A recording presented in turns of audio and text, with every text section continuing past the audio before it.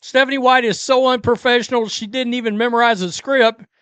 She had to have it in her hand. Like, yeah, but you bench her, and that's when the team fucking collapses. And by the way, she's about to have a big y'all are actually catching passes for some reason.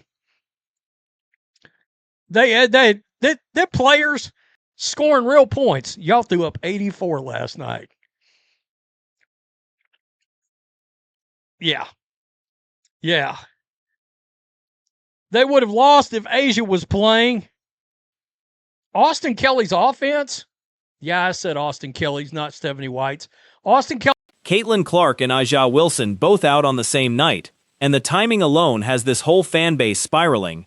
Because there's already a boycott movement brewing among Clark fans, and it didn't start today, it started with Stephanie White. This isn't some random coincidence people are inventing out of thin air either. Fans have been vocal for weeks that they don't trust how this front office is handling their franchise player. And every new absence just pours gasoline on that fire. Worst coach in the WNBA makes worst scripted post-game comments on the season. Most boring game with a half-full stadium. Ugly basketball against a team playing without their star player. I'm got to tell you, Caitlin Clark fans not having it. Steph looks so excited. Her blessing in disguise having Caitlin Clark hurt makes her so giddy. I told y'all. She thinks this. Clark got insulted by the whole officiating conversation all season, and now she's straight up injured. And yeah, this is eerily similar to last year's collapse. The pattern people are pointing to isn't paranoia, it's just pattern recognition. Insult, injury, absence, repeat. When you've watched this exact cycle play out once already, you don't need a conspiracy theory to be worried it's happening again.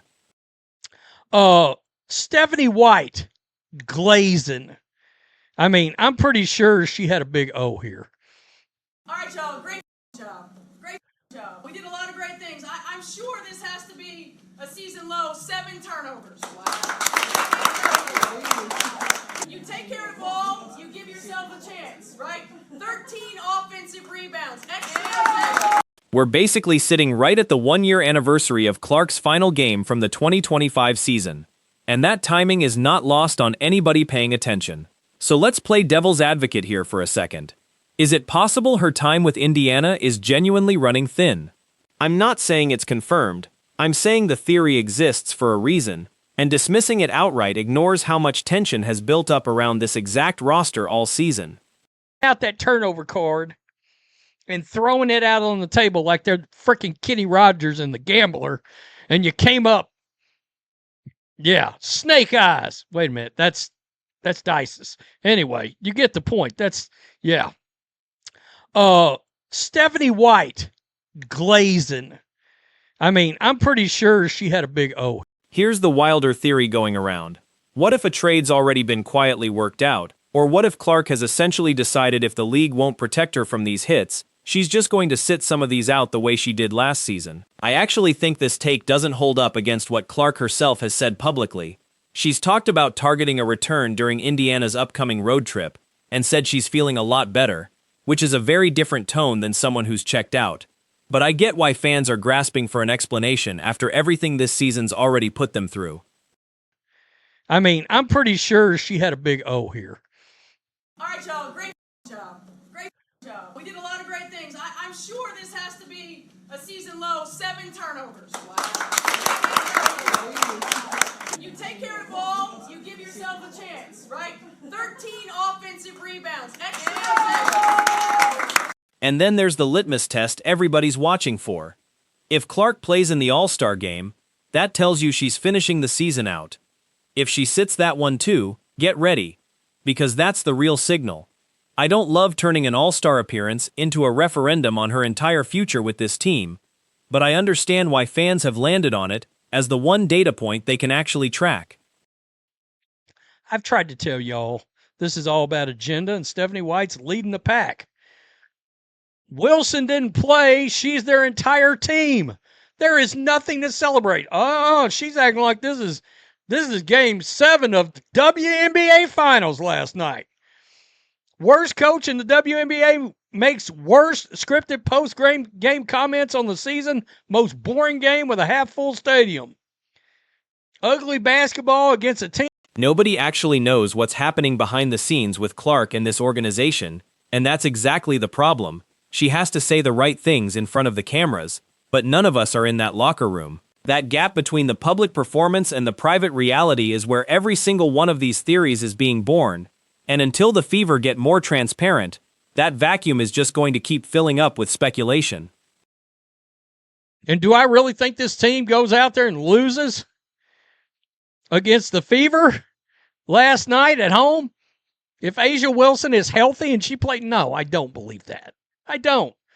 25.7 points a game, 9.5 boards. Now here's where I have to say I told you so. Everybody clowned this bench conspiracy talk last time out, but go back and watch the film. Clark went to the tunnel twice during that game, and the second time she never came back. That's not a benching, that's an injury. And the fact that nobody from this organization has corrected the record on that tells you they're either sloppy with communication or they just don't feel like they owe fans an explanation.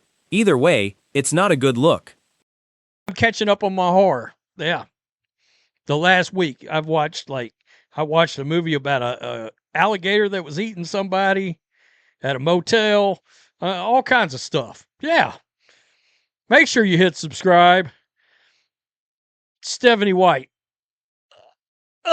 We got ourselves a victory. Peace. I'm out.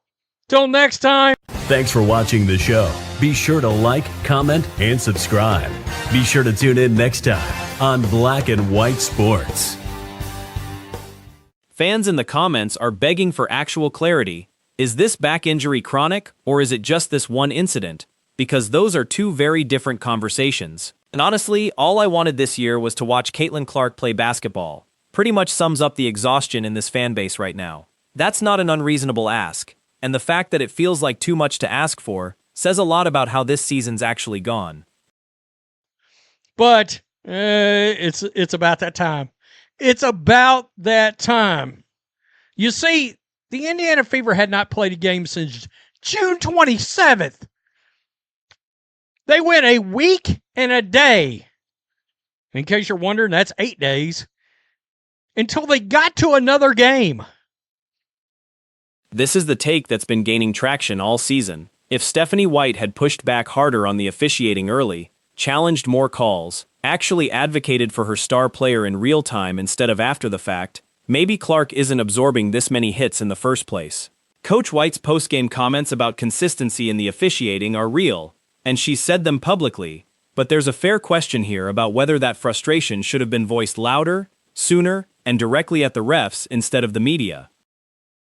Last week, I watched a movie about a alligator that was eating somebody at a motel, all kinds of stuff. Yeah.